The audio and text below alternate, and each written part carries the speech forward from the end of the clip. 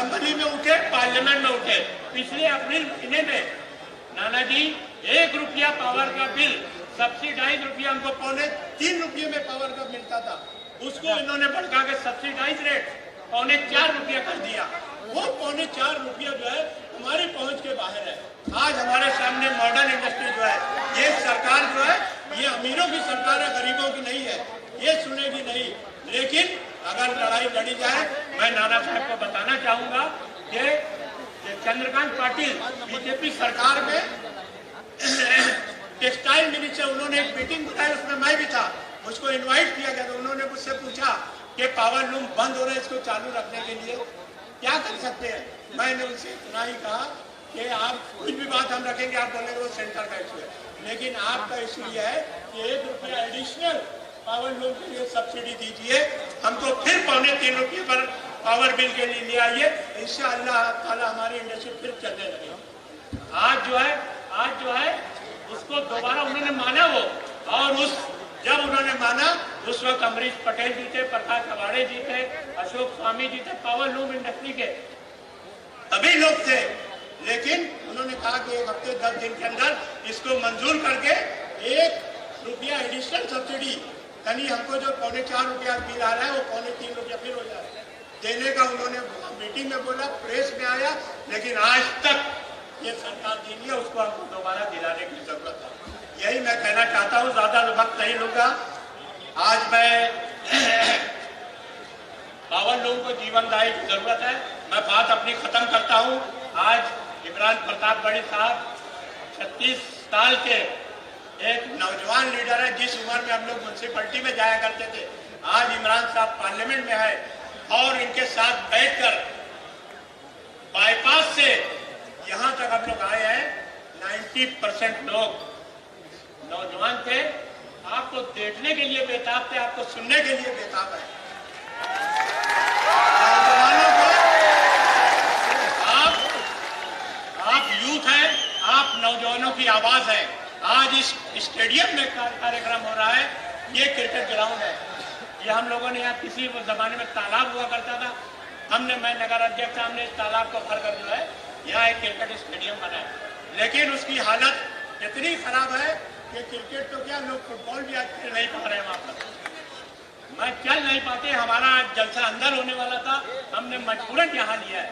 मैं आपसे दरख्वास्त करूंगा, आप MP है, आपका फंड है, अच्छा खासा फंड होगा, आप जो है इस स्टेडियम में क्रिकेट ग्राउंड तैयार करने के लिए कम से कम 50 लाख रुपया हम चाहते हैं कि आप जो है हमको अपने MP फंड से दीजिए, 2 लाख दीजिए। दूसरे, हम कॉर्पोरेशन से ही मदद दिलाएंगे, हम जो है MMRDA से ही मदद दिलाने की कोशिश करेंगे। एक यहाँ पर महबूबगंज पे एक ग्राउंड है, वहाँ पर हमारे बच्चे फुटबॉल खेलते हैं, उस ग्राउंड को बंद करके वहाँ पर कुछ लोग चाह रहे हैं कि गार्डन बन जाए, जबकि उसके 100 मीटर पर एक गार्डन है। हम ये चाहते हैं कि कुछ फंड, बजाज मिर्जा साहब है, इनके पास फंड है, नाना पटोले जी है, नसीम खान साहब है, सब लोग हैं। हम चाहते हैं कि कम से कम 30 लाख रुपया फुटबॉल ग्राउंड की तैयारी के लिए भी हम भिवंडी वालों को दे दीजिए। इंशाअल्लाह ताला भिवंडी के आवाम जो है कभी आपको भूलेंगे नहीं, कभी कांग्रेस पार्टी। आज इलेक्शन में हम कांग्रेस को वोट देते हैं, कांग्रेस को करते हैं, कुछ वजह है, उसकी तफसील में नहीं जाएंगे, लेकिन हम सब लोग चाहे एक बार फिर आप सभी का स्वागत करते हुए हम चाहेंगे कि आप जो है कांग्रेस की मदद करें, हम लोगों की मदद करें, और बहुत बड़ा नारा मोदी साहब दे रहे हैं।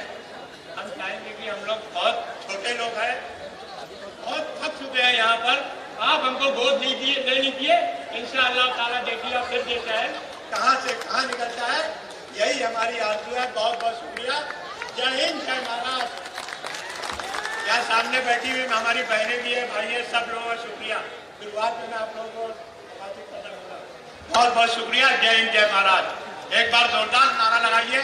कांग्रेस पार्टी, राहुल गांधी, इमरान भाई, नाना पटोले, नसीम खान, अहमद खान, बजाज मिर्जा और बाकी सभी कांग्रेसियों के लिए हमारी आज की महफिल में हमारे लिए तो ये शुभ संकेत है कि जैसे मैं खड़ा हुआ अजान शुरू हो गई। मुझे याद है कि जब राहुल जी की भारत जोड़ो यात्रा आपने महाराष्ट्र में आई तो परभणी में भी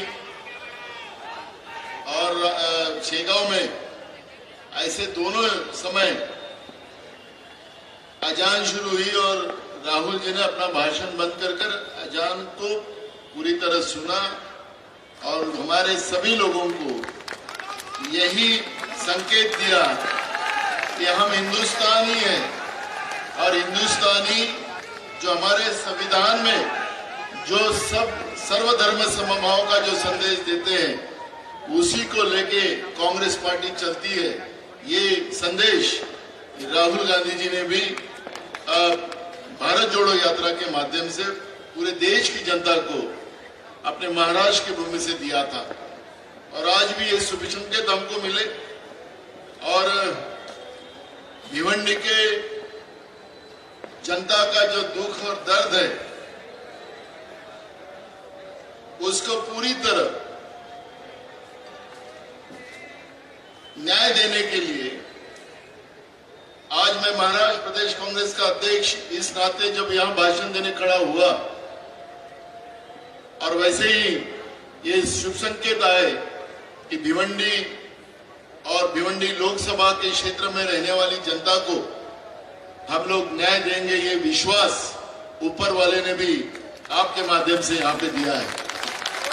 मैं आप सब लोगों को धन्यवाद करता हूं और हम आज हमारे राष्ट्रीय अध्यक्ष जी मल्लिकार्जुन खड़गे जी भी इस कार्यक्रम में शिरकत करने वाले थे, लेकिन वहां पर मीटिंग लगने की वजह से 2 दिन पहले जिस दिन मैं यहाँ पे आया था उसी दिन हमें उन्हें संदेश दिया कि मैं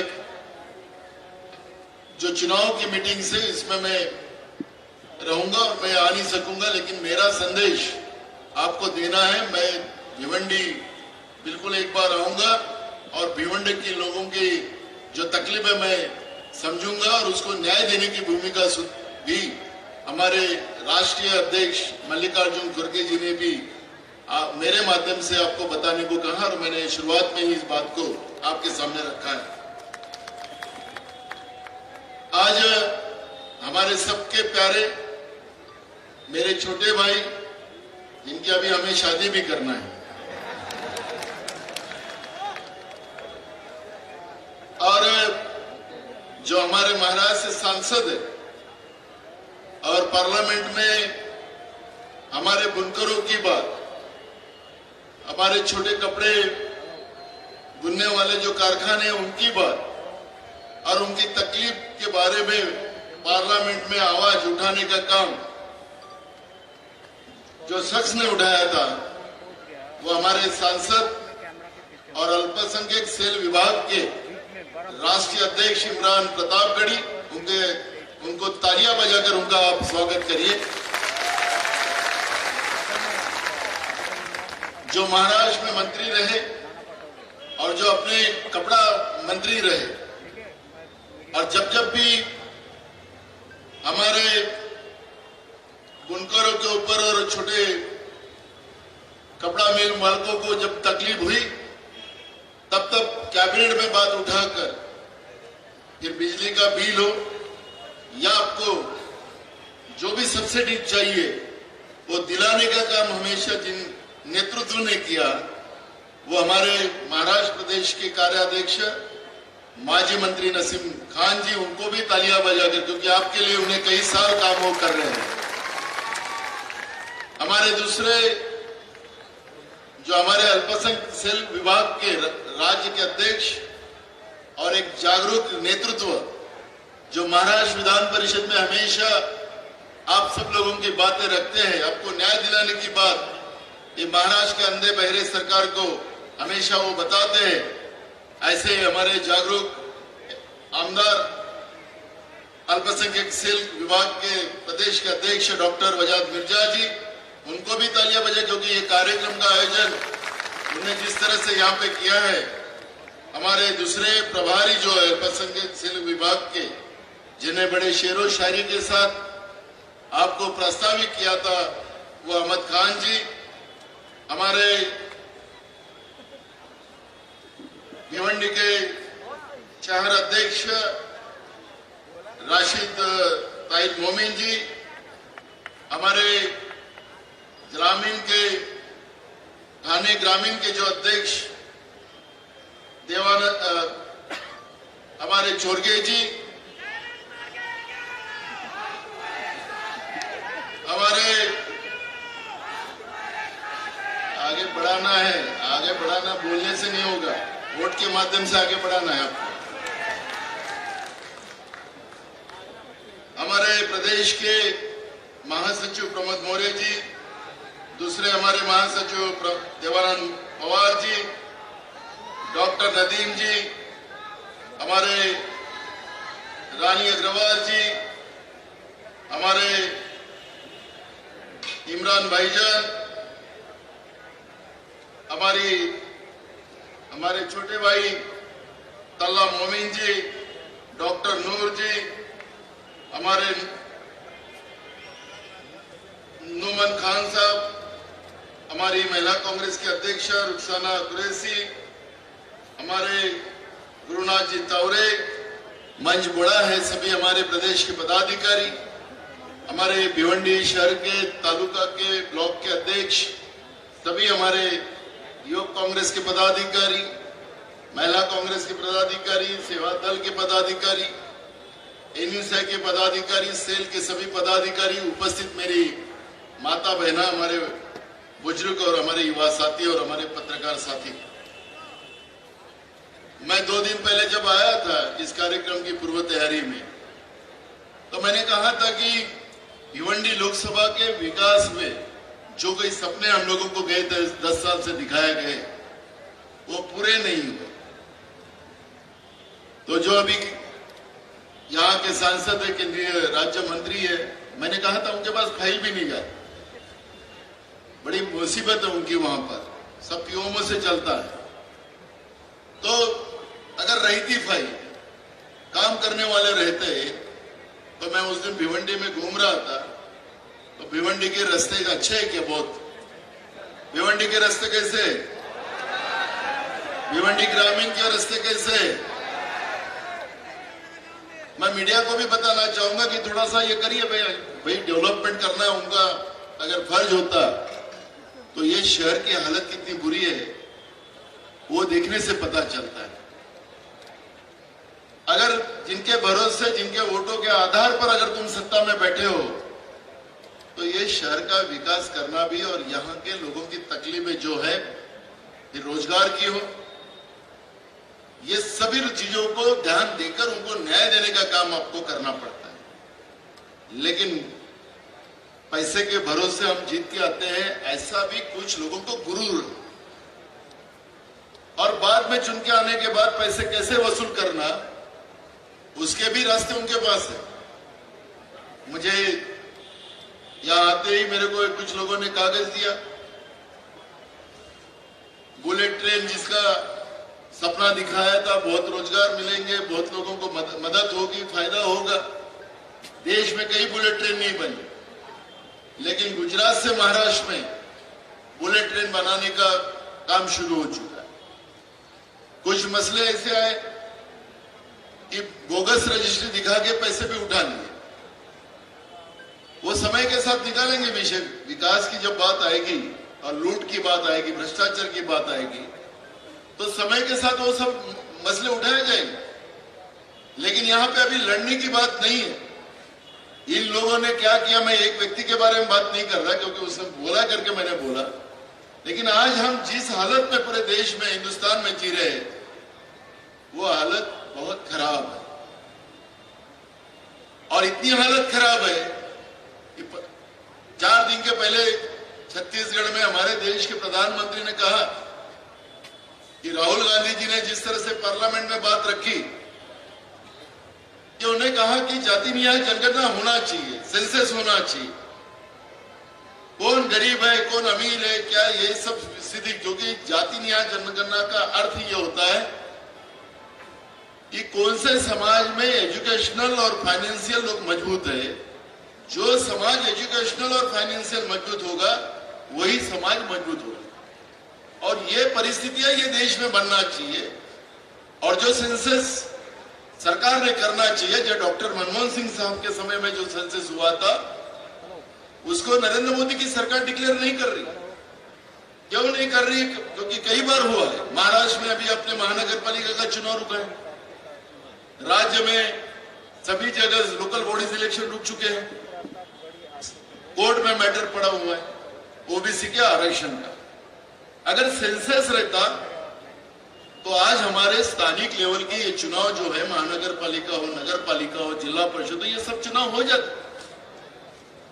बस सरकार नहीं चाहती, क्योंकि सरकार को प्रशासक और राज्य की सरकार दोनों में ही लूटपाट चालू हो चुकी है। जो चुनाव प्रक्रिया है लोकतांत्रिक व्यवस्था की, वो व्यवस्था खत्म करना ये लोग चाहते हैं। बीजेपी नहीं चाहती कि लोकतांत्रिक व्यवस्था बचे। बीजेपी चाहती है कि लोकतांत्रिक व्यवस्था खत्म हो जाए और उस आधार पर ये देश में देश की लोकतांत्रिक व्यवस्था को बर्बाद करने का एक प्लान ये मनुवादी व्यवस्था ने पैदा किया और उसके परिणाम हम सब भुगत रहे। मुझे याद है कि बारिश का सेशन हमारा था और बारिश के सेशन में मुझे हमारे ताला ने बताया, राकेश पाटिल ने बताया, हमारे अध्यक्ष जी ने बताया कि हमारे यहाँ पर टोरेंट का बड़ा इश्यू खड़ा हुआ है और बारिश में महिलाएं, बुजुर्ग, युवा साथी सब लोग विधानसभा के ऊपर मोर्चा लेके आने वाले। मैं आजाद मैदान में पहुंचा, बारिश में सब महिलाएं, हमारे युवा साथी, बुजुर्ग वहां पर बारिश में भीगते हुए एक टोरेंट कंपनी के विरोध में मोर्चा लेके आए। हमने विधानसभा में मुद्दा उठाया, हमने सरकार को कहा कि आप जब सत्ता के बाहर थे तब आप ही ने कहा था कि हमारी सत्ता आ जाएगी तो ये टोरेंट कंपनी हम बंद करेंगे। किसने कहा था? किसने कहा था? देवेंद्र फडणवीस ने कहा। तुम भूल जाते हो, याद दिलाने का काम करो। मैंने विधानसभा में यही बताया उनको। आज ये टोरेंट कंपनी इतनी इस तरह से वहां पे काम कर रही है कि वहां के लोगों का जीना हराम कर। महिला घर में है, घर में अगर कोई आदमी नहीं हो तो टोरेंट कंपनी का आदमी घुस जाता है, उनको डराता है, उनसे जबरदस्ती पैसे वसूल करने की कोशिश करता है, उनकी बेइज्जती करता है कि नहीं करता? करता है कि नहीं करता? या आपने मुझे बताया? मैं अपने मन की नहीं लगा रहा हूं, मैं अपने मन की बात बताने वाला नहीं हूं। मैं कांग्रेसी हूं, मैं कांग्रेसी हूं, मैं आपकी मन की बात बताने आया हूं। आपने उस समय मुझे बताया था कि इस तरह से बेइज्जती हमारी महिलाओं की जाती है, लोगों को ब्लैकमेल किया जाता है। मैं आप लोगों को वादा करता हूं, मैं उनके तरह से नहीं, मैं आपको इस तरह की बदमाश कंपनी जो मेरे यहाँ के अवाम को धमकाती है, डराती है, लूटती है, ऐसे कंपनी को एक दिन भी नहीं, एक मिनट भी नहीं, ये कंपनी को यहां से बाहर करने का वादा मैं करने आता हूं। ये सरकार को हम सलाह देते हैं कि तुरंत ये टोरेंट कंपनी जो है वो बताता कि भिवंडी में बहुत बिजली चोरी होती है। तो मुझे ये कहना है, मैं सरकार को कहा कि बिजली चोरी होती है तो आपके पास मीटर है ना, जो चोरी करते हैं उसके ऊपर कार्रवाई करो ना। जो निरपराध लोग हैं, जो प्रामाणिक लोग हैं, उनके ऊपर क्यों कार्रवाई करते हो? इंसानियत भी कोई चीज होती है कि नहीं होती? और ऊपर से इस तरह से एक तबाही, ऊपर से यहाँ के सब रोजगार बंद करने की व्यवस्था, आप लोगों को बेरोजगार बनाने का काम बीजेपी जानबूझकर कर रही है। मुझे उस दिन ही आप लोगों ने बताया कि 1 तारीख से हम लोग स्ट्राइक पे जाने वाले, हम मिले बंद कर देंगे। ये आप लोगों ने मुझे बताया ना, 1 तारीख से हम लोग मिले बंद करने जा रहे हैं। हम लोग अगर ये सब व्यवस्था सरकार नहीं सुधारेंगे तो ये सरकार को चाहिए आपने बंद कर दो, आप लोग लड़ना बंद कर दो, ये सरकार चाहती है। क्योंकि परसों ही प्रधानमंत्री ने कहा कि देश में कोई जाति पाति नहीं है, गरीब भी एक जात है। अब देश के प्रधानमंत्री बोल रहे हैं, इस बात का आपने अर्थ समझा नहीं होगा।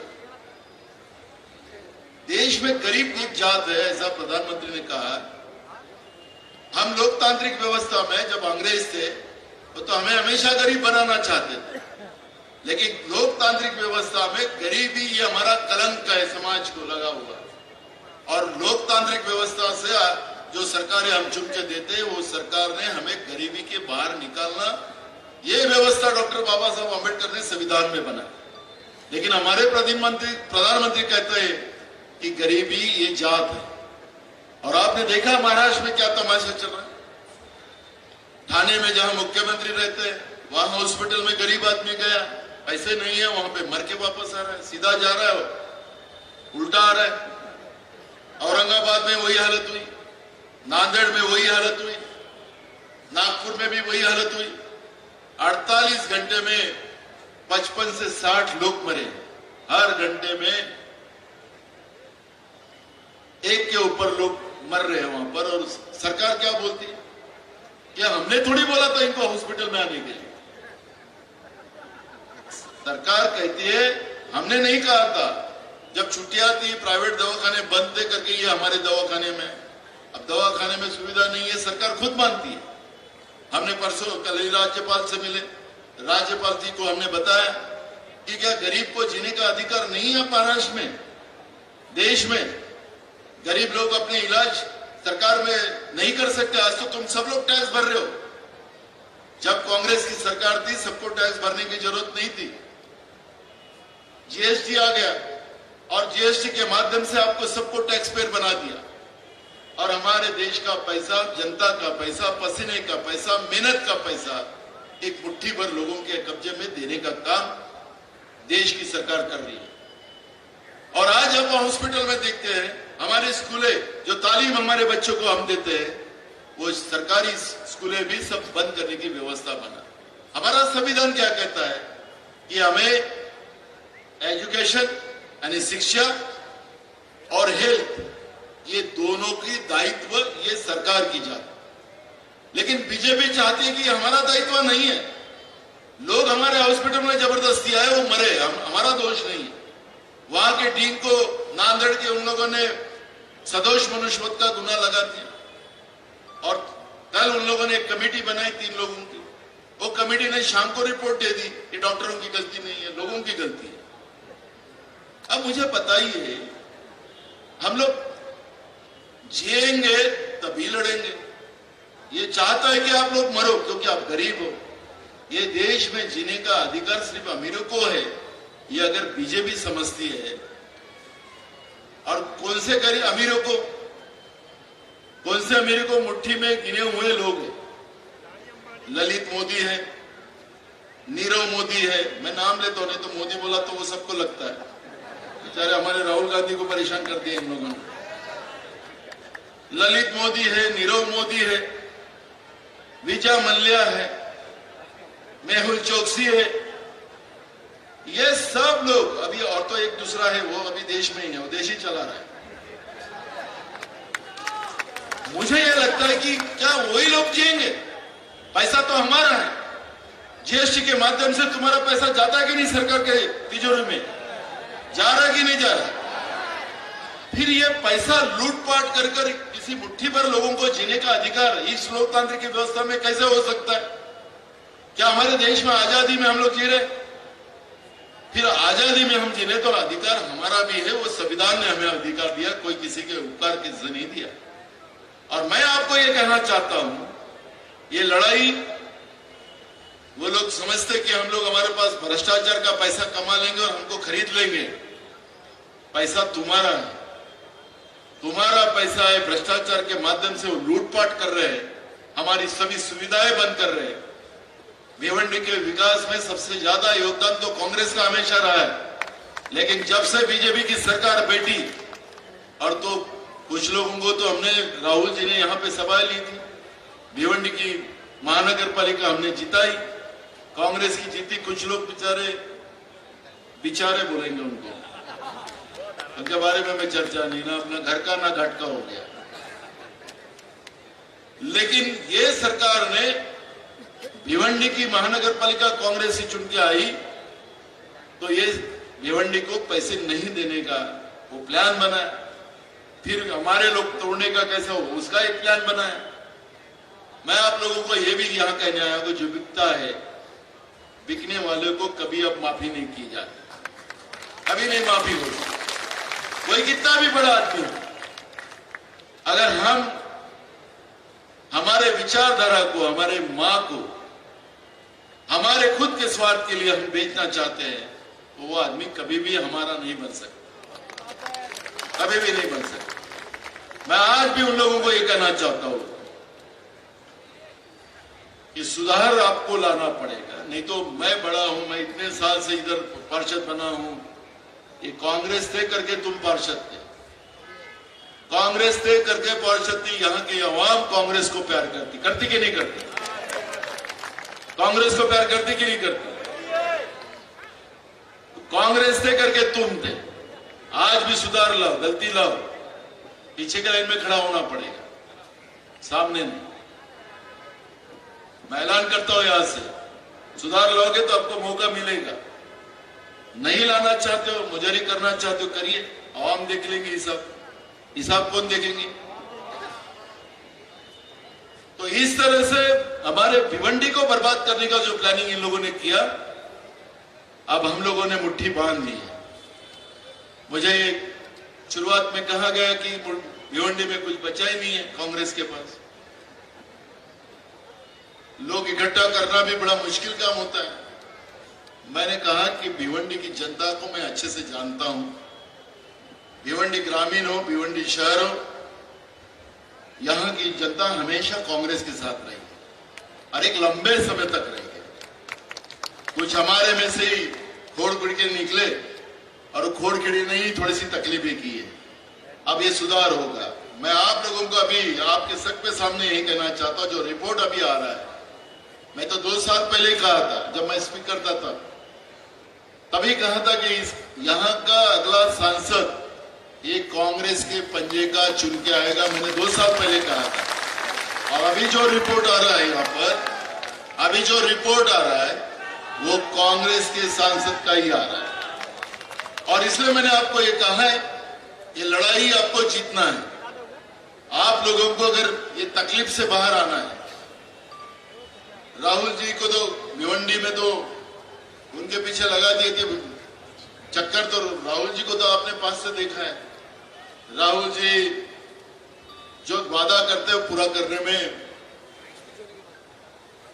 करने का, वो वादे को पूरा करने का काम राहुल जी करते हैं। भिवंडी के बारे में मेरे को भी बीच में मैंने उनको कहा था कि अभी कोर्ट ने उनको, कोर्ट में आने की कोई अभी आपको नहीं, आपका वकील ले, तो मेरे को बोल रहे थे कि मेरे को भिवंडी अब जाना पड़ेगा एक आध दिन, मुझे भिवंडी वालों की याद आ रही है। तो मुझे कहा उनने कि ठीक है, कोर्ट से नहीं आऊंगा तो मैं भिवंडी जरूर आऊंगा, भिवंडी के अवाम को मैं खुद ऐलान करूंगा, उनके तकलीफें दूर करने का वादा मैं खुद करूंगा और उसको पूरा करने का काम भी मैं करूंगा। ये भरोसा आपके ऊपर राहुल जी का है। और मैं आप लोगों को यही कहना चाहता हूं, ये समय आपस में लड़ने का नहीं है, ये समय हम लोगों को मुट्ठी बांधने का समय है। और आज हम लोग जो आज तक हम लोग देखते थे कि कोई भाई हम अपनी ताकत देखेंगे, कुछ अपने अपना ढंग से बताते हैं कि भाई हम लोगों ने वोट विभाजन करके भी देखा, वोट विभाजन करने में नुकसान किसका हुआ? वोट विभाजन में नुकसान किसका हुआ? आवाम का हुआ कि नेताओं का हुआ? आवाम का हुआ कि नेताओं का हुआ? महंगाई बढ़ गई तो नेता आ रहे क्या अभी महंगाई कम करने के लिए? बेरोजगारी बढ़ रही है तो नेता आ रहे क्या? टोरेंट का इशू खड़ा हुआ, कोई नेता आ रहा है यहाँ पे समझौता करने के लिए कि भाई करो, हमने तुमको वोट विभाजन करके दिया था, तुम्हारी सरकार हमने लाई, कोई आ रहा है? नुकसान किसका हुआ? आपका हुआ। वोट विभाजन से नुकसान हमारा होता है और अब हम लोगों ने अलर्ट होने की जरूरत है। और ऐसे समय में मुझे आप लोगों को मैं ऐलान करता हूं कि हम सब लोगों ने अब मुट्ठी बांधना चाहिए, कोई छोटा नहीं कोई बड़ा नहीं। होता है परिवार में, परिवार थोड़ा बड़ा रहता तो थोड़ा सा रहता ही है, लेकिन मैं मैं परिवार का मुखिया हूं, जो मस्ती करेगा उसको सीधा भी करता हूं, पता है ना आपको। तो मैं आप लोगों को कहता हूं कि ये सब चीजों में जाओ मत, मैं आपके साथ हूं और कांग्रेस आपके साथ है। और जो भिवंडी के लोगों की जो डिमांड है, मांग है, जो तकलीफ है, उसको दूर करने का वादा मैं यहाँ पे करता हूं, क्योंकि आप सब इमरान भाई को सुनने के लिए आए हैं। इमरान भाई तो मैंने कहा शादी करना है हमें, तो मैं दूल्हे को भी, राहुल जी तो बीच में मतलब अब ये मैं दूल्हे को यहाँ पर एक शेर के साथ, शेर बोल देगा, मैं नहीं बताऊंगा क्या, शेर नहीं बताता ना तो शेर बताने वाले हैं हमारे पास, तो मैं, कौन करेगा, अहमद भाई आएंगे अभी और शेर के साथ एक शेर को यहाँ पे बुलाएंगे। ये कहते हुए मेरे 2 शब्द पूरे करता हूं। धन्यवाद।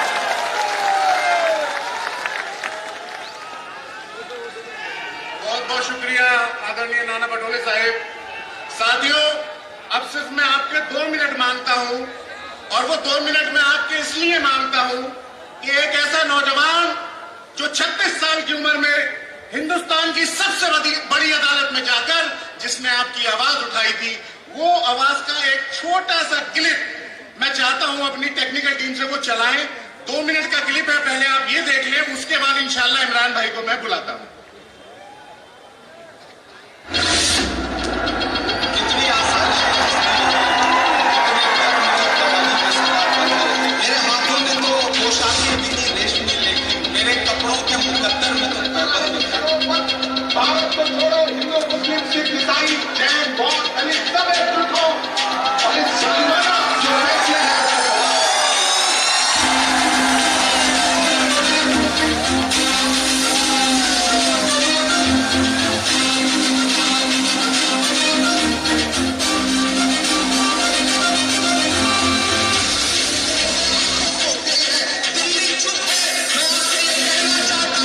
कृषि के बाद इस देश में सबसे ज्यादा रोजगार सृजित करता है, चाहे महाराष्ट्र का भिवंडी हो, मालेगांव हो, इचलकरंजी हो, उत्तर प्रदेश का बनारस हो, मऊ हो, कानपुर हो, इन तमाम शहरों में लाखों परिवारों के घर से चूल्हे में से बदौलत चलता है।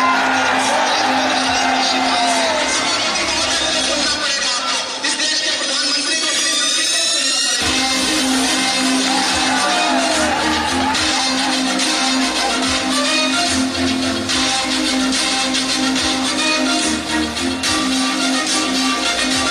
आपसे कि वो आए और आज के इस ऐतिहासिक बुनकर सम्मेलन को संबोधित करें।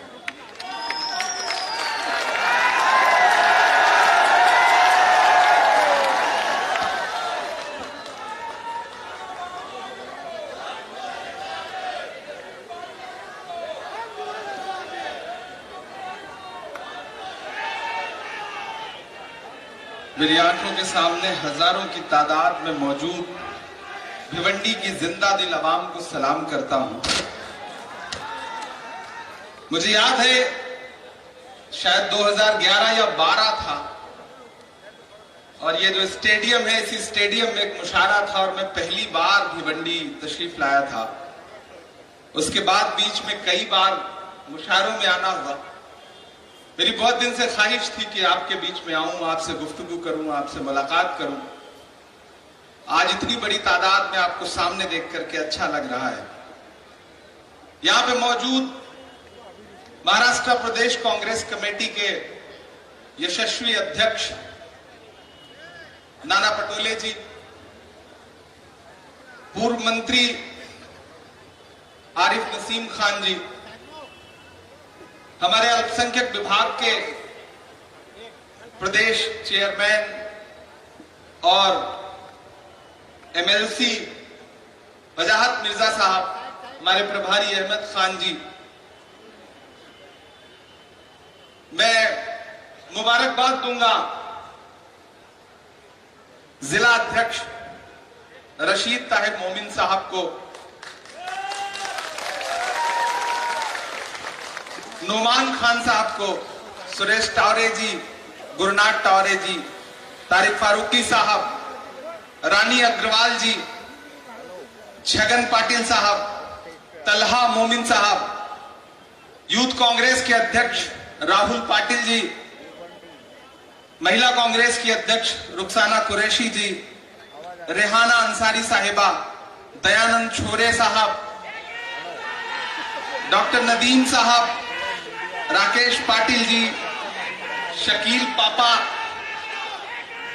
मुख्तार खान साहब, इरफान अंसारी साहब, डॉक्टर नूर साहब, मोहम्मद हुसैन साहब, सलाम शेख साहब, NSY के अध्यक्ष जैद इकबाल साहब, आमिर बाबुल साहब, सुहेल खान साहब, इकबाल अहमद जी, जवाद चिकलेकर साहब, आसिफ नाचन साहब, दीपक उडानी साहब, रईस लश्करिया जी।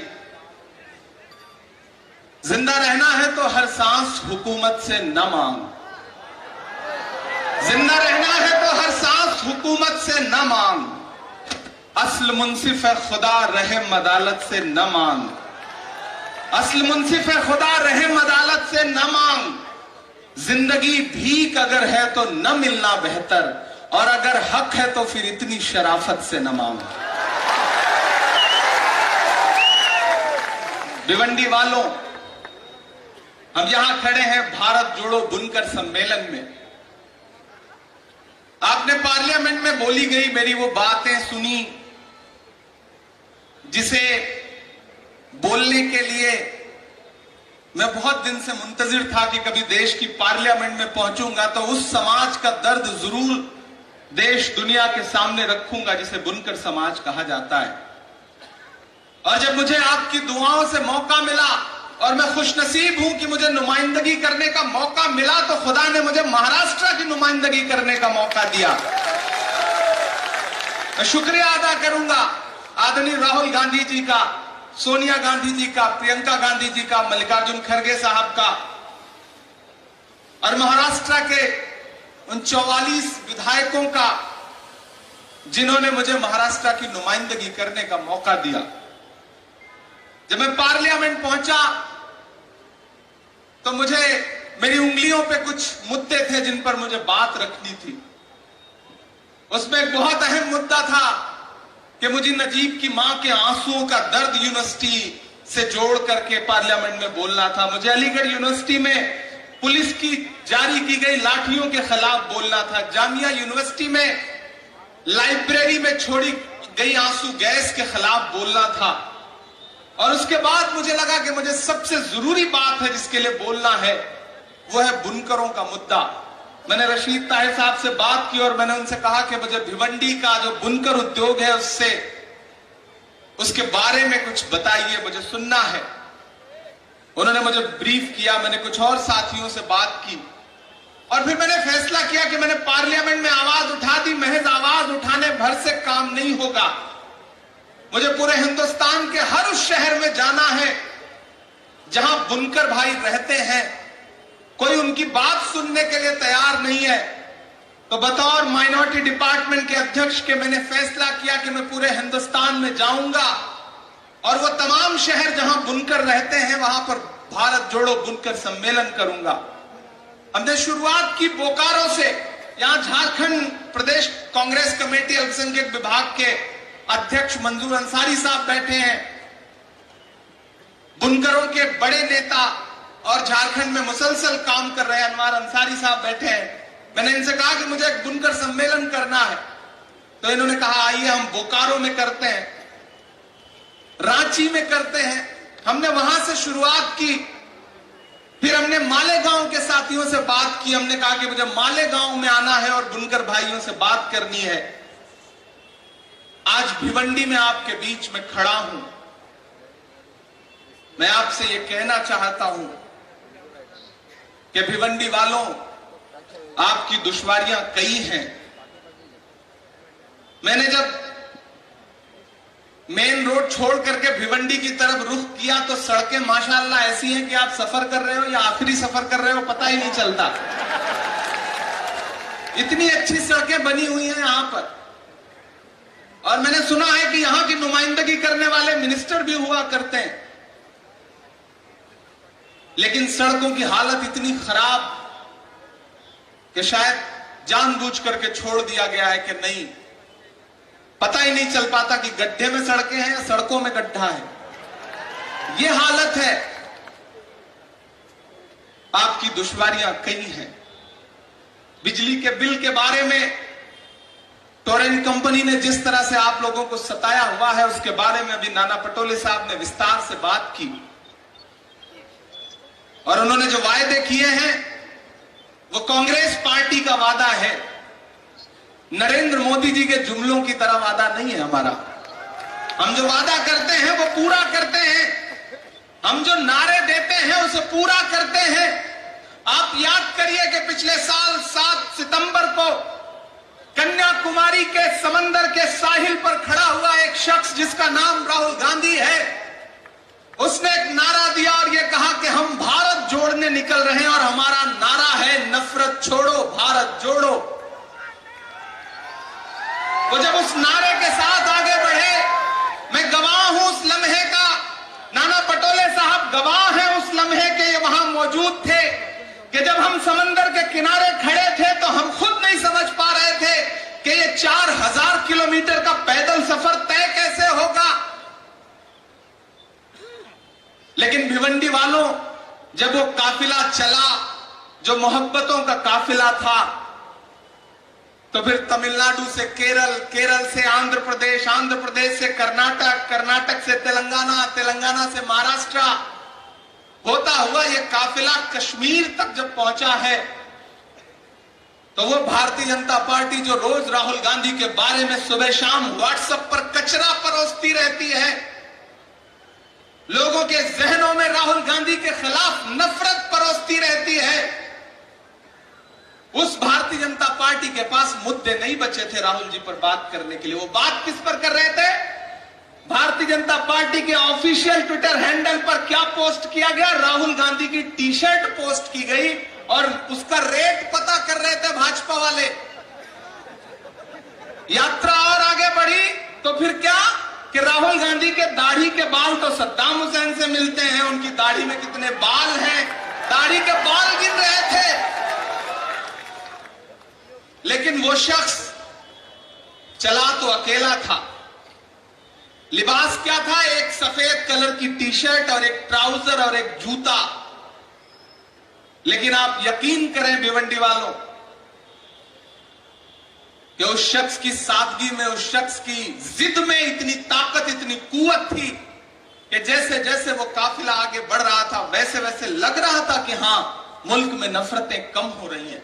मैं गवा रहा हूं उस यात्रा का, और हमने इस सम्मेलन का नाम भारत जोड़ो इसीलिए रखा क्योंकि मैं उन लम्हों का गवा रहा हूं। मुझे याद है कि जब यात्रा कर्नाटक में थी, मांड्या एक जगह है, बेल्लारी और मांड्या के बीच में थी यात्रा, तो मैं एक ऐसा वाकया सुनाता हूं कि एक 80-82 साल की बुजुर्ग अम्मा उस यात्रा के जिधर से गुजर रही थी उस सड़क पर खड़ी थी।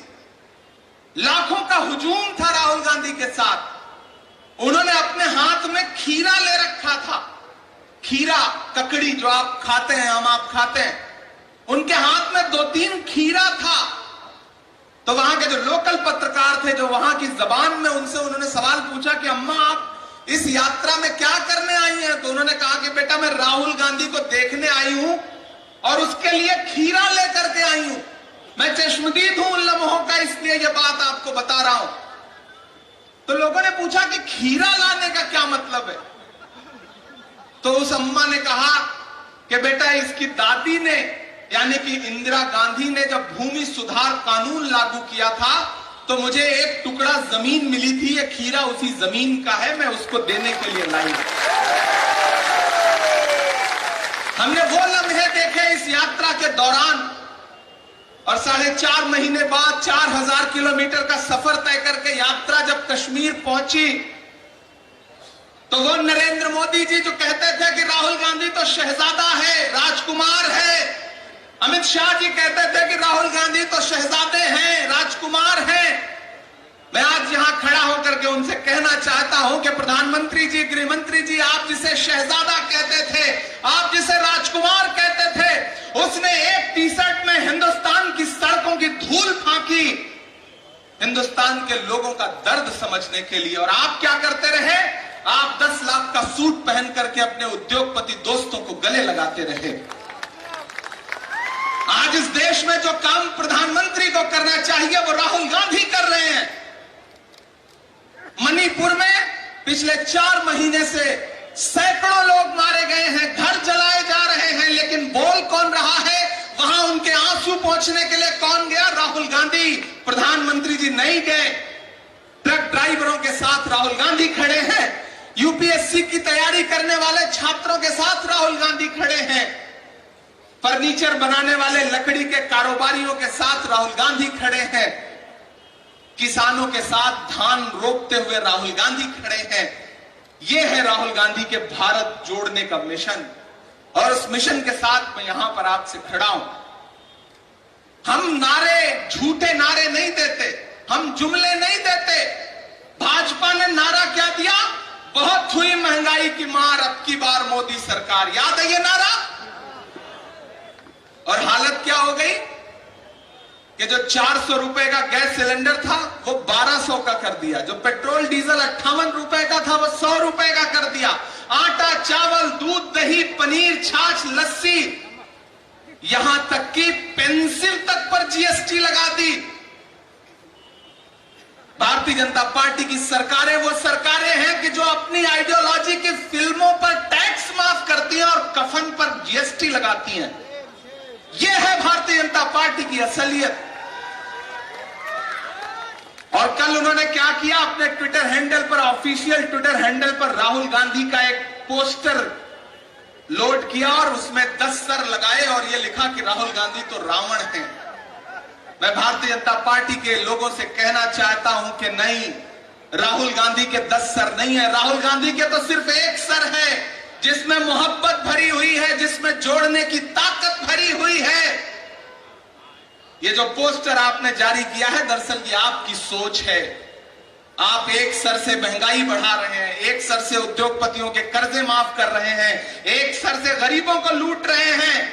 इतने सारे जो सर हैं दरअसल वो आपके हैं, राहुल गांधी के नहीं है।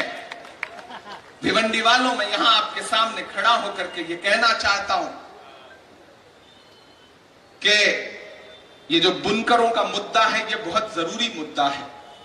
इस सरकार ने पिछले 7, 8, 9 साल में बड़ी साजिश करके आपके हाथ में जो छोटे छोटे कारोबार थे उनको प्लान करके बर्बाद किया। चाहे बुनकर उद्योग हो, चाहे सहारनपुर का लकड़ी का काम हो, चाहे मुरादाबाद का पीतल का काम हो, या फिर रामपुर का ताले का कारोबार हो, या अलीगढ़ का ताले का और रामपुर का चाकू का कारोबार हो। इन तमाम कारोबार जो आपके हाथ में थे, जिनकी वजहों से आप अपने हाथ के हुनर से 4 पैसा कमाते थे, किसी के सामने हाथ नहीं फैलाना पड़ता था आपको, उन तमाम उद्योगों को प्लान करके, साजिश करके बर्बाद किया इस हुकूमत ने। लेकिन हम आपसे वादा करते हैं कि अब ज्यादा दिन नहीं बचे हैं इस सरकार के। 2024 में निजाम बदलने जा रहा है, हुकूमत बदलने जा रही है, और हुकूमत बदलेगी तो नाना पटोले साहब ने आपसे वादा किया है, मैं भी आपसे वादा कर रहा हूं कि आपके लिए अपनी सरकार से भी लड़ना पड़ेगा, तो लड़ करके भिवंडी के लोगों के लिए वो तमाम चीजें मुहैया करवाई जाएंगी जो इस उद्योग को सहारा देंगी। भिवंडी वालों, मुल्क एक मुश्किल दौर से गुजर रहा है। मैं दिल्ली से आया हूं और आपने देखा होगा कि हाकिम इस बीच कुछ ज्यादा ही परेशान है। इसी वजह से कलमकारों के, पत्रकारों के घरों पे छापे पड़ रहे हैं, उन्हें जेल भेजा जा रहा है। देश चुप है। पिछले दिनों जब इंडिया अलायंस ने 14 एंकरों को बॉयकॉट किया तो बहुत लोगों ने हो हल्ला मचाया कि कांग्रेस पार्टी तो अभिव्यक्ति की आजादी नहीं मानती है। मुझसे एक मीडिया के इंटरव्यू में लोगों ने पूछा कि आप क्या बोलेंगे इमरान साहब, आप तो शायर हैं, आप तो अभिव्यक्ति की आजादी की बात करते हैं, फ्रीडम ऑफ स्पीच की बात करते हैं, एंकरों को बॉयकॉट किया गया है, आप क्या बोलेंगे?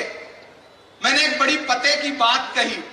मैंने उनसे कहा, मेरे भाई, अगर पत्रकारों को सरकार बैन करे तो यह पत्रकारों के लिए गर्व की बात होनी चाहिए थी, लेकिन अगर एंकरों को विपक्ष बैन कर रहा है तो फिर यह आपके लिए सोचने का मकाम है कि आप कौन सा एजेंडा चला रहे हैं।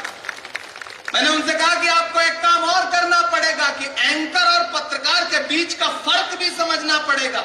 ये टीवी चैनलों पर अपने स्टूडियो में बैठ करके मुर्गा लड़ाने वाले लोग दरअसल ये पत्रकार नहीं है। बिल्कुल आपने देखा होगा ना, जो टीवी के डिबेट होते हैं, शो होते हैं, बिल्कुल ऐसा लगता है कि अवध के नवाब बैठे हैं और कई मुर्गे रखे गए हैं और वो आपस में मुर्गा लड़ा रहे हैं। ऐसे में इंडिया अलायंस फॉर्म होने के बाद जो माहौल पूरे देश में बना है, उसने ये तय कर दिया है कि निजाम बदलने जा रहा है। ये सरकार जाने वाली है। यहां पर हमारे अल्पसंख्यक विभाग के राष्ट्रीय कार्यकारिणी के साथी भी बैठे हैं, निजामुद्दीन राइन साहब बैठे हैं, जीनल गाला जी बैठी हैं, आकेश शाजर जी बैठे हैं, अब्दुल रिजवी जी बैठे हैं, नासिर साहब बैठे हैं, लीगल सेल के तौसीफ अंसारी साहब बैठे हैं। मैं इन सब की मौजूदगी में भिवंडी वालों आपसे एक बात कह रहा हूं कि एक मुश्किल दौर है, इसमें कोई दो राय नहीं। अपने चेहरे से जो जाहिर है छुपाएं कैसे?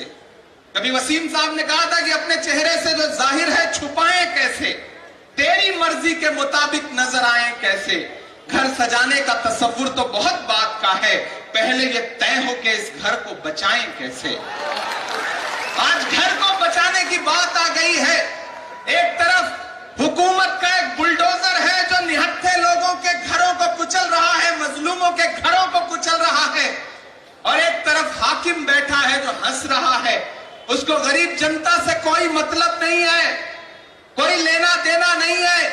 उसके चंद उद्योगपति दोस्त हैं और वो चाहता है कि बस दोस्तों का कारोबार चलता रहे, जनता भाड़ में जाए, कोई लेना देना नहीं है।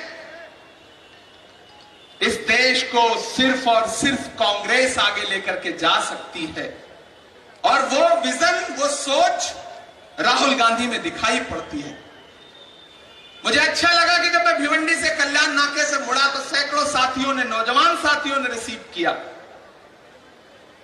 भिवंडी बहुत जिंदा दिल लोगों का शहर है, और मैं जानता हूं कि इसमें हमारे मुल्क के बहुत सारे लोग हैं, हमारे गांव के बहुत सारे लोग हैं, प्रतापगढ़, आजमगढ़, सुल्तानपुर, फैजाबाद, उत्तर प्रदेश के बाकी जो इलाके हैं, बिहार के इलाके हैं, झारखंड के इलाके हैं, वहां से बड़ी तादाद में यहां लोग बैठे हुए हैं। तुम्हें मदहोश जो कर दे वो जादू साथ लाया हूं, तुम्हारे चाहने वालों के आंसू साथ लाया हूं। मेरे परदेसियों, सौगात देने के लिए तुमको मैं अपने गांव की मिट्टी की खुशबू साथ लाया हूं। मैं आज यहां खड़ा हूं, आपने मुझे बड़ा होते हुए देखा है, आपने मुझे पनपते हुए देखा है, आपकी दुआओं ने मुझे इमरान प्रतापगढ़ी बनाया है। अगर मैं इस देश की पार्लियामेंट में बैठा हूं तो मैं ये मानता हूं कि उसमें आपकी दुआएं शामिल हैं, शायद इसलिए बैठा हूं। खुदा को शायद कुछ काम लेना था, इसलिए उसने इस देश की सबसे बड़ी पंचायत में बिठाया है। लेकिन मैं आपको यकीन दिलाता हूं भिवंडी वालों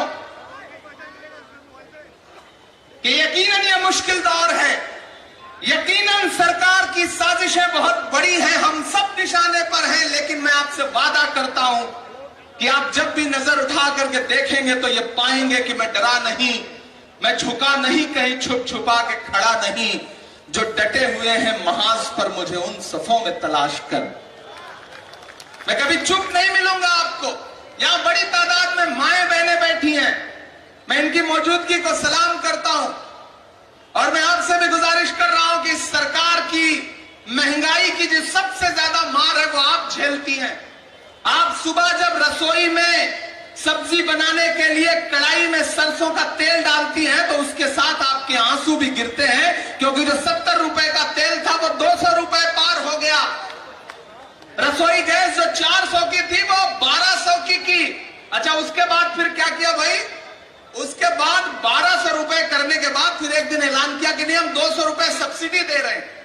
नरेंद्र मोदी जी ने ऐलान किया कि हम 200 रुपए सब्सिडी दे रहे हैं। मतलब पहले 400 से बढ़ा करके 1200 करो, यानी कि 800 रुपए लूटो, फिर 200 रुपए वापस कर दो। ये नया फलसफा है इस हुकूमत का। जब उन्होंने उस दिन ये ऐलान किया तो मुझे पुरानी एक बात याद आई कि एक बार चंबल में डाकुओं ने मुशायरा करवाया, बड़ा शानदार मुशायरा हुआ। मुशायरा जब खत्म हुआ तो सारे शायरों को जितना पेमेंट कहा था उससे भी बढ़ा बढ़ा करके 2-2 हजार दिया। सारे शायर बहुत खुश, उन्हें लगा कि यार जो सबसे लूटते हैं वो हमें दे रहे हैं, पेमेंट दे करके फिर बाइज्जत ले जाकर के चंबल की सरहद के बाहर छोड़ दिया और कहा शुक्रिया, आपने बहुत अच्छी शायरी सुनाई, अब आप अपने घर जाइए। सारे शायर बहुत खुश होकर के निकल रहे थे। जब 1-8 किलोमीटर आगे बढ़ गए तो फिर डाकू पलट के आए और जितना दिया था और पहले से जो बेचारों के पास था दोनों मिला करके लूट लिया। तो शायरों ने कहा भैया जब लूटना ही था तो आपने मुझे दिया क्यों? तो डाकुओं ने कहा देखिए भाई, वो हमारी मेहमान नवाजी थी, ये हमारा काम है, इसे तो करना ही पड़ेगा। यही हालत इस सरकार की है कि ये पहले 800 बढ़ाएंगे, फिर आपसे कहेंगे कि ये 200 रुपए रख लीजिए। पहले ये आपसे लूटेंगे, फिर कहेंगे 200 रुपए रख लीजिए। और झूठ तो माशाल्लाह ऐसा बोलते हैं, प्रधानमंत्री जी तो कमाल करते हैं, मतलब ऐसा झूठ बोलते हैं कि उनके झूठ बोलने का असर भाजपा के एक एक नेता पे हो गया है। महाराष्ट्र के एक विधायक जी, मंत्री जी गए किसी गांव में और उन्होंने कहा गांव वालों से कि बताओ तुम्हारी क्या समस्या है, मैं तुम्हारी समस्याएं दूर कर दूंगा। तो गांव वालों ने कहा मंत्री जी हमारी 2 समस्या है। बोले बताओ। बोले हमारे यहां हॉस्पिटल नहीं है। मंत्री जी ने तुरंत फोन निकाला और पता नहीं किसको अपनी भाषा में क्या कुछ कहा और उसके बाद फोन रख के कहा चलो तुम्हारी पहली समस्या दूर हो गई, दूसरी समस्या बताओ। तो गांव वालों ने कहा कि मंत्री जी यहां पे कोई मोबाइल का नेटवर्क नहीं है, अगर हो सके तो वो लगवा दें। तो ये है भाजपा, ये है भाजपा की हुकूमत। इस तरह से झूठ बोला जाता है। मेरे भाइयों भिवंडी वालों, मैं आपसे एक बहुत बड़ी बात कर रहा हूं कि जो हुकूमत अपना चलाया हुआ 2000 का नोट 7 साल नहीं चला सकी, वो हमसे 70 साल का हिसाब मांगती है। 70 साल का हिसाब मांगती है। तो पिछले दिनों पार्लियामेंट में सामने नरेंद्र मोदी जी खड़े होकर के बोल रहे थे, हम लोग इस तरफ बैठे थे। नरेंद्र मोदी जी ने कहा बताइए 70 साल में आपने क्या किया। तब तक खड़गे जी पलटे, बोले मत बताना, जो बताओगे ये उसको भी बेच देंगे, इनका काम सिर्फ बेचने का है। ये है भाजपा। मैं आपसे कहना चाहता हूं, मैं महाराष्ट्र में खड़ा हूं। महाराष्ट्र वालों, ये वो स्टेट है, हमने पिछले 4 दिन से खबरें सुनी कि नांदेड़ में कितनी सारी मौतें हो गई, औरंगाबाद में कितनी सारी मौतें हो गई। ये वो स्टेट है जहां विधायक खरीदने के पैसे हैं लेकिन दवाएं खरीदने के पैसे नहीं है इस सरकार के पास। ये वो सरकार है, कोई जवाबदेही लेने को तैयार नहीं। 40 से ज्यादा मौतें हो चुकी, कोई जवाबदेही लेने को तैयार नहीं। जबकि ट्रिपल इंजन की सरकार है, एक के बाद एक इंजन जोड़े जा रहे हैं, लेकिन सिर्फ इंजन ही इंजन है, डब्बे नहीं है। डब्बे कब कट के बाहर चले जाएंगे कोई भरोसा नहीं है।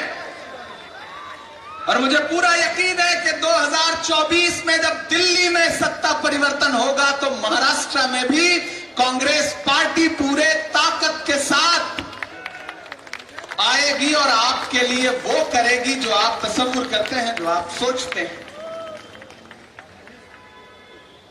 मैं आपके बीच में खड़ा हूं, बहुत सारी गुफ्तगू करना चाहता हूं, बहुत सारा भाषण देना चाहता हूं, लेकिन आपने भाषण बहुत सारा सुन भी लिया है तो थोड़ी थोड़ी शायरी भी सुनाऊंगा। नहीं आप कहेंगे कि इसने सिर्फ भाषण सुना है। मैं सांसद तो हो गया हूं लेकिन पहले तो शायर ही हूं, तो मेरा ख्याल है कि वो भी आपके साथ इंसाफ करना है। मुझे खुशी है कि इधर स्टेडियम की जो सीढ़ियां हैं उस पर लोग बैठे हैं, इधर भी जहां तक नजर जा रही है लोग हैं, पीछे जहां तक नजर जा रही है वहां तक लोग हैं। और मैं यहां खड़ा हूं और ये जो रोशनी है वो इतनी तेज है कि जो भी यहां खड़ा हो रहा है वो पसीने में नहा जा रहा है। रमेश सोज का शेर है कि नया पाने की चाहत में पुराना छूट जाता है, तुझे अपनाऊं तो मुझसे जमाना रूठ जाता है। मोहब्बत पढ़ने लिखने में बहुत आसान है लेकिन मोहब्बत को निभाने में पसीना छूट जाता है। मैं आपसे वादा करता हूं कि वो मोहब्बत में निभाऊंगा। रशीद साहब ने यह कहा कि स्टेडियम की हालत बहुत खराब है, इसके लिए कुछ बजट दीजिए। अब रशीद साहब ने कहा है तो उनकी बात माननी ही पड़ेगी।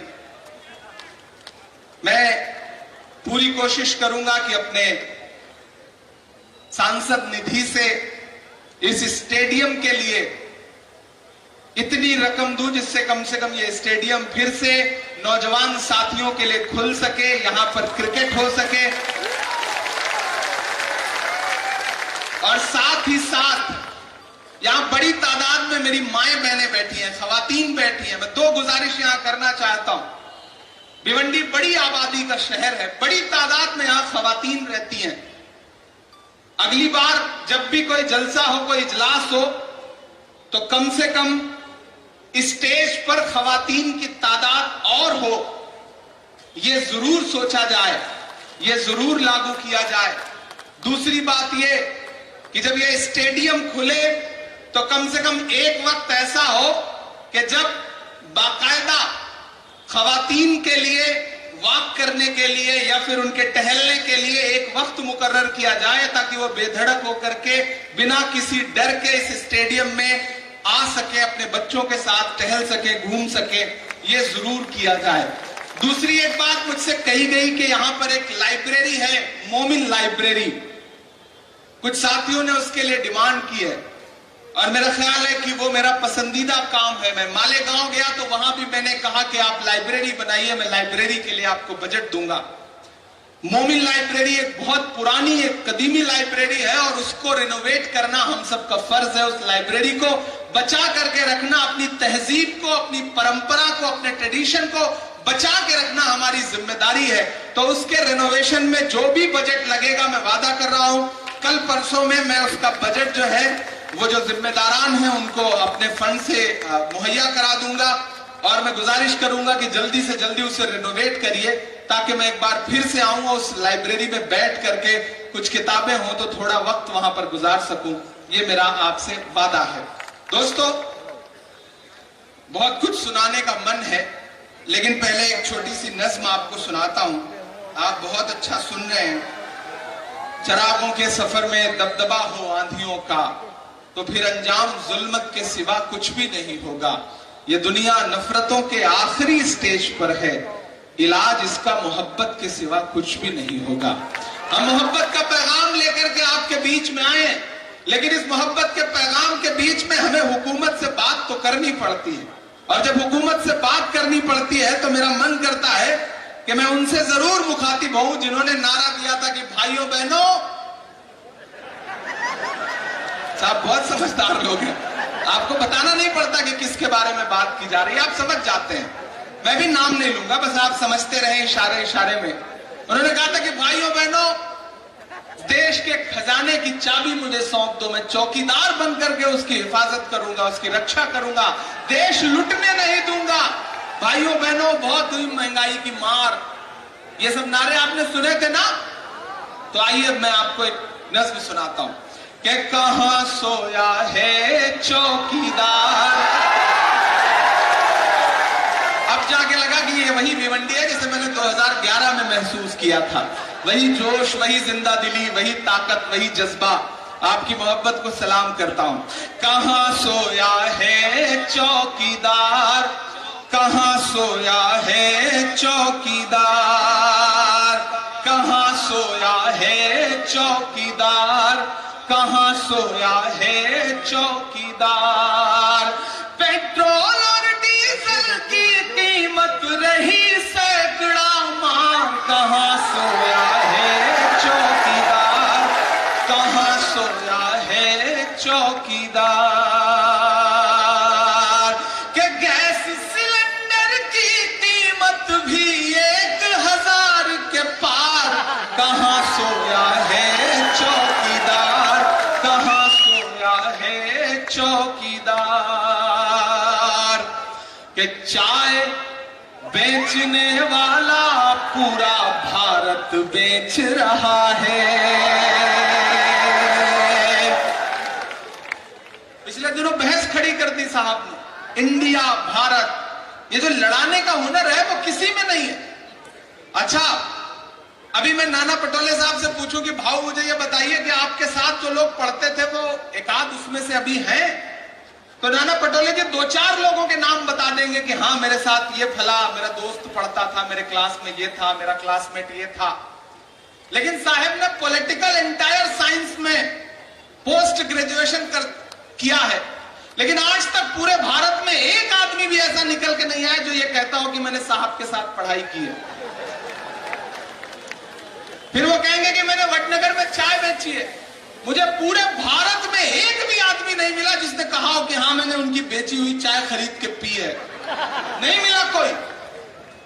मैं शायर हूं, मैं इशारे में बात कहने की कोशिश कर रहा हूं कि चाय बेचने वाला पूरा भारत बेच रहा है, इसी काम में हासिल उसे महारत बेच रहा है कि रेल बिक गई, तेल बिक गया, बिका हवाई अड्डा।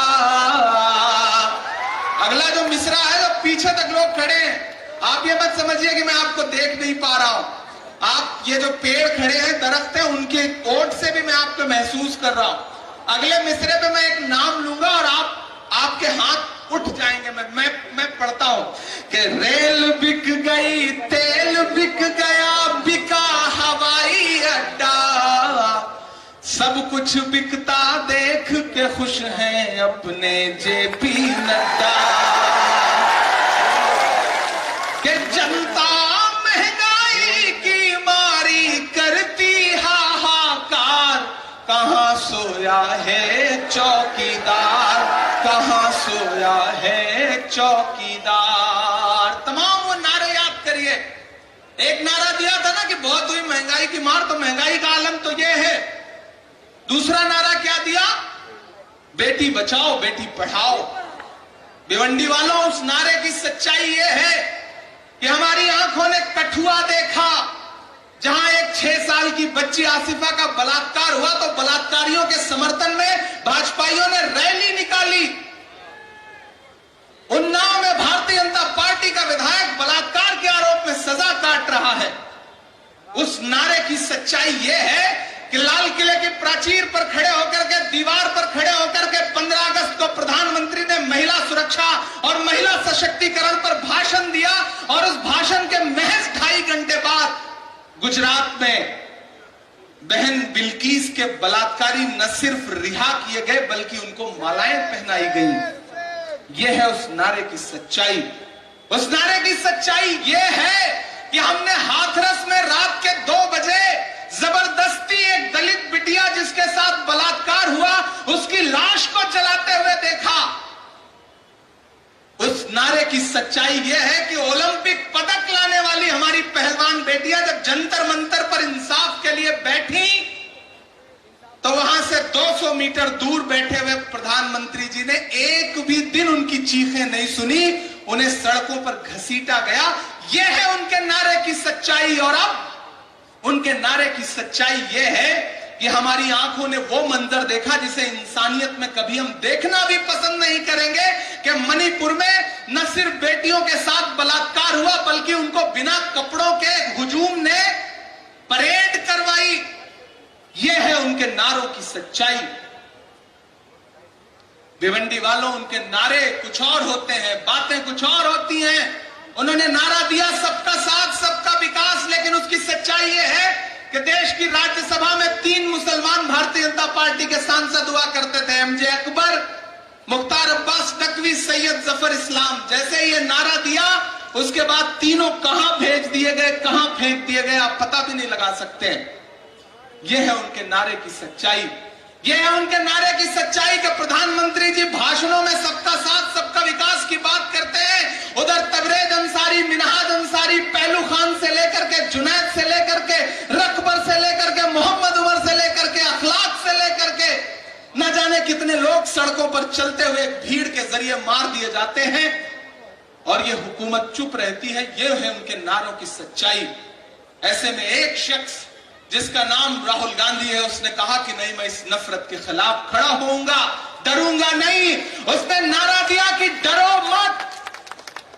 और मैं महाराष्ट्र की सरजमीन को सलाम करूंगा कि कन्याकुमारी से शुरू हुई यात्रा गई तो कश्मीर तक, लेकिन महाराष्ट्र ने जो इस्तकबाल किया, जो स्वागत किया, जो मोहब्बत उस यात्रा को दी है, चाहे वो नांदेड़ की रैली हो या शेगांव की रैली हो, वैसा मंजर पूरे हिंदुस्तान में हमने और कहीं नहीं देखा। मैं महाराष्ट्र कांग्रेस के एक साथियों को इस बात के लिए मुबारकबाद दूंगा कि उस यात्रा का आपने इस तरह से स्वागत किया। मैंने तो उस समय एक डिबेट में बैठा, एक कॉन्क्लेव में, तो एक पत्रकार साहिबा ने मुझसे कहा कि इमरान साहब आप इस यात्रा के साथ खड़े हैं, आप क्या सोचते हैं?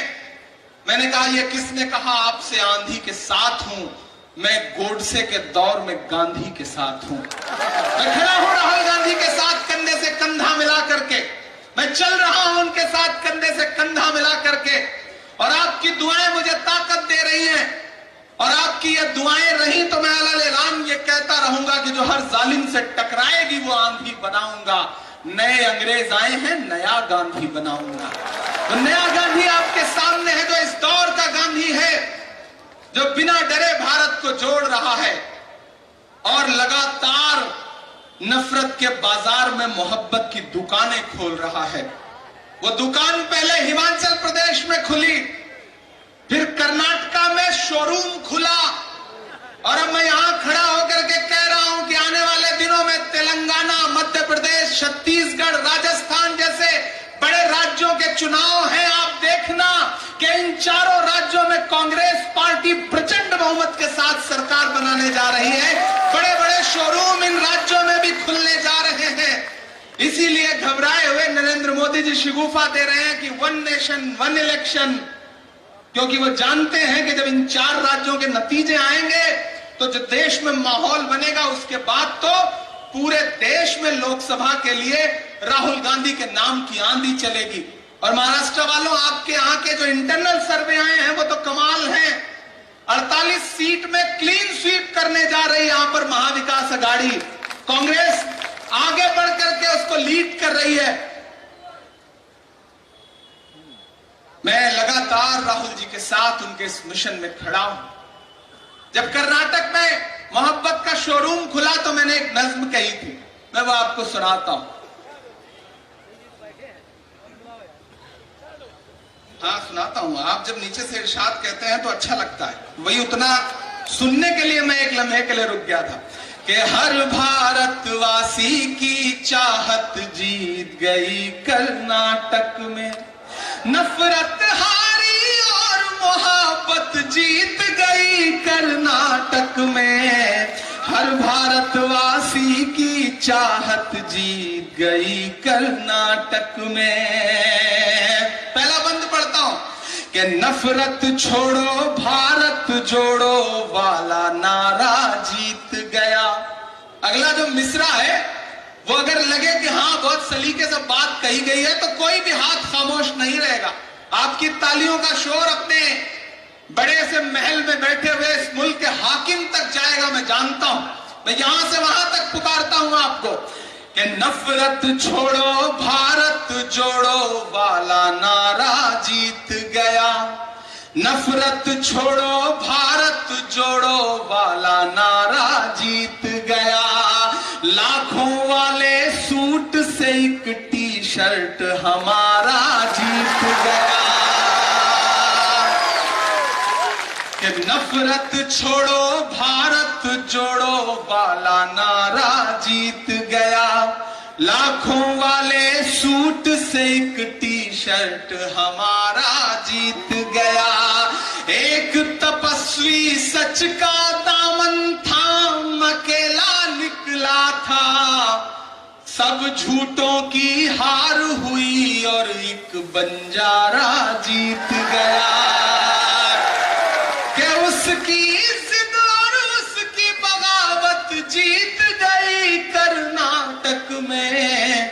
नफरत हारी और मोहब्बत जीत गई कर्नाटक में। नफरत हारी और मोहब्बत जीत गई कर्नाटक में। और ये जो डराना चाहते हैं हम तो उनसे कह रहे हैं, आप यहां बैठे हैं, कई ऐसे मौके आए जब 6-7 फीट की दूरी पर प्रधानमंत्री जी खड़े होकर भाषण देते हैं और इधर 6-7 फीट की दूरी पर हम लोग खड़े रहते हैं। एक दिन तो ऐसा भी था कि प्रधानमंत्री जी उधर भाषण दे रहे थे, बड़ी बड़ी बातें कर रहे थे और इधर 6 फीट की दूरी पर खड़े होकर के हम कह रहे थे कि मोदी अडानी भाई भाई देश बेचकर खाई मलाई। हम लगातार नारे लगा रहे थे और हम ये कह रहे थे कि मोहब्बत भाईचारे के दीवाने दिन ही लौटा दो, वो सस्ती दाल सब्जी के सुहाने दिन ही लौटा दो। ये अच्छे दिन तो अंबानी अडानी को मुबारक हो, हमें ऐसा करो साहेब पुराने दिन ही लौटा दो। वो पुराने दिन जब लोगों में मोहब्बत थी। आज एक डर का माहौल है, डराया जा रहा है, कहीं एजेंसियों के जरिए, कहीं पुलिस के जरिए, कहीं अपने कार्यकर्ताओं के जरिए ये साजिश ये हुकूमत हमें डराना चाहती है। लेकिन मैं राहुल गांधी के सिपाही की हैसियत से यहां खड़ा हूं और कहना चाहता हूं कि राहुल जी ने एक नारा दिया कि डरो मत। मैं उसे एक नस्ल बना करके आपके सामने रखता हूं कि वक्त के हाकिमों बादशाहों सुनो। अभी तक जो कुछ था वो सब सियासत थी, अब जो पढ़ रहा हूं वो शायरी है, और शायरी है तो फिर आप शायरी की तरह सुनेंगे, मुझे पूरा यकीन है। एक बार मुझे बताइए कि आप नज्म सुनने के लिए तैयार हैं? के वक्त के हाकिमों बादशाहों सुनो, जुल्म की फौज के सरबराहों सुनो, कातिलों के सभी खैर खाहों सुनो, ऐ सियासत के मगरूर शाहों सुनो, मत समझना डराने से डर जाएंगे। भिवंडी वालों तैयार रहना अगले मिसरे के लिए कि मत समझना डराने से डर जाएंगे, मत समझना डराने से डर जाएंगे, अब के सारी हदों से गुजर जाएंगे। मत समझना डराने से डर जाएंगे, अब के सारी हदों से गुजर जाएंगे। मौत के नाम का खौफ देता है क्यों? तो ईमान बोल रहा है कि मौत के नाम का खौफ देता है क्यों? मौत जिस रोज आएगी मर जाएंगे। मत समझना डराने से डर जाएंगे, अब के सारी हदों से गुजर जाएंगे। पहला बंद पढ़ता हूं कि हमने ज़मज़म दिया, आबे गंगा दिया। क्या खूबसूरत माहौल था। नाना पटोले साहब माइक पर आए, 2 लफ्ज उन्होंने बोला और उधर अजान शुरू हुई और वो उसी खामोशी के साथ खड़े रहे। और बाद में जब उन्होंने बोलना शुरू किया तो ये कहा कि ये शुभ संकेत है, ये अच्छी बात है कि मैंने इधर बोलना शुरू किया, उधर अजान शुरू हुआ। ये है हमारा भारत, ये है हमारा हिंदुस्तान, जिसे कुछ ताकतें चाहती हैं कि बंट जाए, अलग अलग हो जाए, लोग बंट जाएं, एक दूसरे का सम्मान न करें।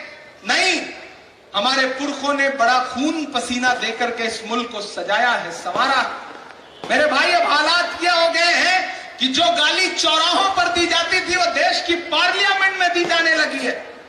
हालात यहां आ गए हैं, लेकिन डरना नहीं है बल्कि अलग ऐलान ये कहना है कि हमने ज़मज़म दिया, आबे गंगा दिया, तुमने भारत को दंगा ही दंगा दिया, तुमने भारत को दंगा ही दंगा दिया, तुमने एक रंग के ख्वाब देखे मगर।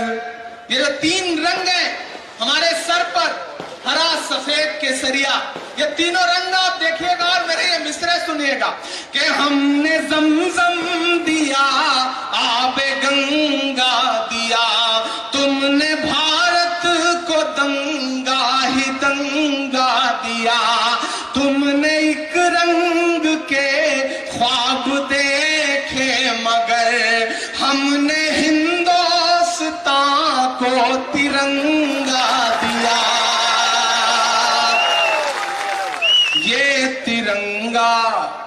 ये तिरंगा बदन पर लपेटे हुए, ये तिरंगा बदन पर लपेटे हुए एक दिन इस जमीन में उतर जाएंगे। मत समझना डराने से डर जाएंगे, अब के सारी हदों से गुजर जाएंगे। अगले जो 7, 8, 9, 10 मिनट बचे हैं, मैं आखिर में एक नज्म आपको सुना करके आपसे विदा लूंगा। एक नज्म जो इन दिनों में मेरे दिल के बहुत करीब है, मैं वो आपको सुनाता हूं। उस नज्म का उन्वान है लाल किला। इस बीच पूरे मुल्क में एक माहौल बनाया गया है, कभी ये नाम बदल दो, कभी वो नाम बदल दो, कभी कुछ कर दो, काम कुछ मत करो, बस या तो अपने नाम का ठप्पा लगाओ या नाम बदल दो। मैंने एक नज्म कही, मैं अगले 7, 8 मिनट में आपसे विदा लूंगा उस नज्म को सुना करके। मैं एक बार फिर से आपकी मोहब्बत को सलाम करूंगा भिवंडी वालों। आपने जो शानदार इस्तकबाल किया, जो दुआएं दी, जो मोहब्बतें दी, उसके लिए एक बार फिर से आप सारे लोगों को बहुत सलाम। और बुनकर भाइयों, मैं आपको यकीन दिलाता हूं कि ये जो लड़ाई है बुनकरों की, वो बहुत बड़ी है। और ये लड़ाई हम सिर्फ आज भिवंडी में भाषण देकर के नहीं छोड़ेंगे, इस लड़ाई को लेकर के पूरे मुल्क में जाएंगे। और आपने 2024 में हमारी सरकार बनाई तो हम आपसे वादा करते हैं कि जो कैपिटल सब्सिडी 30% दी जा रही थी, उसे फिर से रिस्टोर की जाएगी, उसे बहाल किया जाएगा। और बिजली की जो समस्या है, वो सबसे बड़ी समस्या है यहाँ के लोगों के लिए, उस समस्या को भी दूर किया जाएगा। मैं आखिर में नज्म सुना के आपसे विदा लेता हूं। मैं लाल किला हूं। जब मैं दिल्ली में कभी गाड़ी लेकर के निकलता हूं और उस इमारत के इर्द गिर्द घूमता हूं, तो मुझे ऐसा लगता है वो दीवारें मुझसे कुछ कह रही हैं। उन दीवारों का दर्द सुनता हूं और उसे एक नज्म में ढालने की कोशिश करता हूं। जो लोग जहां भी खड़े हैं, एक बार मुझे ताली बजा करके इस नज्म के लिए माहौल दें। मैं अगले 6-7 मिनट में आपको ये नज्म सुना के सफर तमाम करता हूं। मैं लाल किला हूं,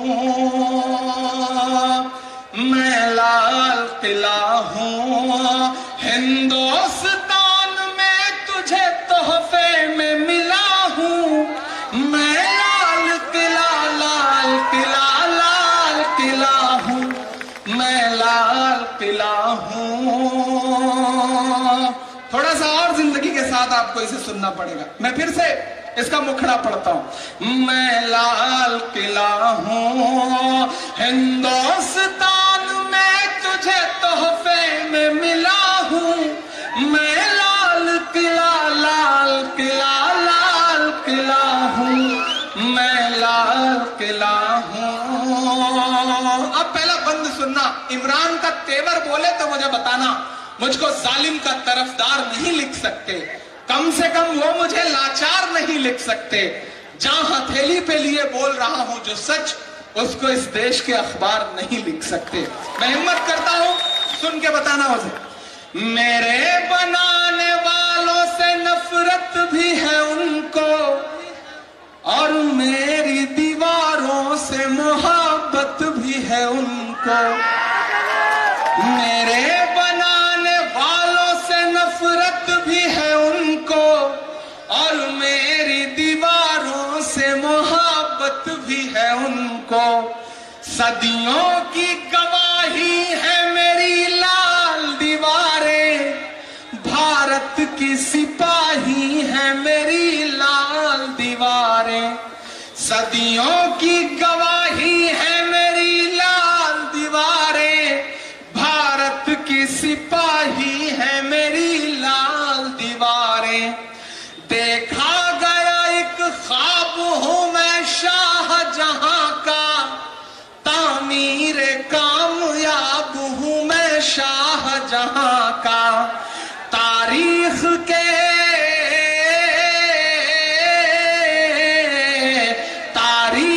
के पन्नों का मैं शिकवा हूं, गिला हूं।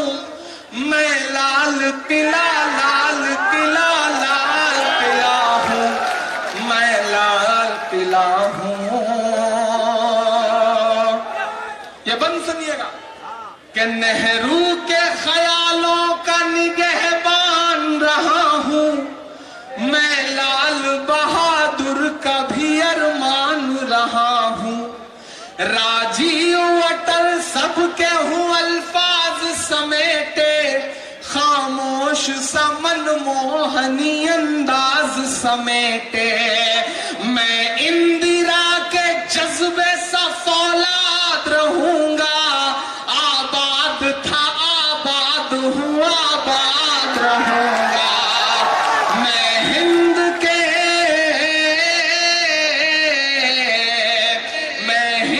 के हर शख्स की चाहत का सिला हूँ, मैं लाल किला लाल किला लाल किला हूँ। और आखिरी बंद पे आपकी दुआएं कि बेशर्म सियासत की मैं तहरीर नहीं हूँ, सुन ले हुकूमत तेरी जागीर नहीं हूँ।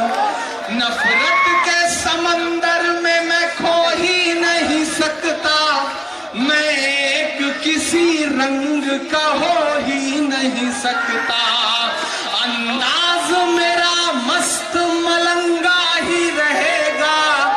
अब वो साथी जो बैठे हैं और वो साथी जो खड़े हैं, सबको पुकारता हूं अगले मिसरे में।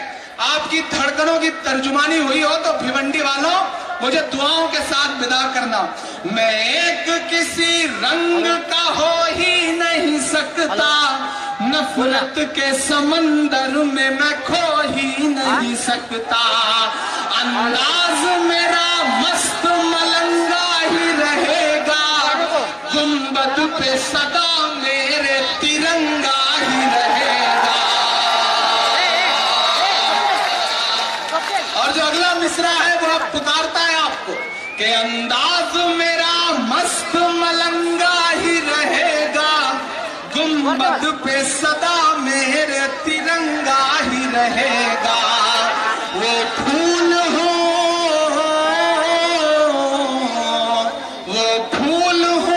जो खार की छाती पे खिला हूँ, मैं लाल किला लाल किला लाल किला हूँ, मैं लाल किला हूँ। तमाम बुनकर भाइयों की मोहब्बतों को सलाम। इंतजामिया कमेटी का बहुत शुक्रिया, खास तौर से अल्पसंख्यक विभाग महाराष्ट्र के तमाम साथियों को दिल से मुबारकबाद। वजाहत मिर्जा साहब और अहमद खान साहब, शमीम साहब, इन सारे साथियों ने जो प्रोग्राम को सजाया है, मैं उन्हें मुबारकबाद दूंगा। और तमाम बुनकर भाइयों की तरफ से हुकूमत से कहना चाहता हूं कि हम आपके हैं, अपने हैं, इस देश के हैं,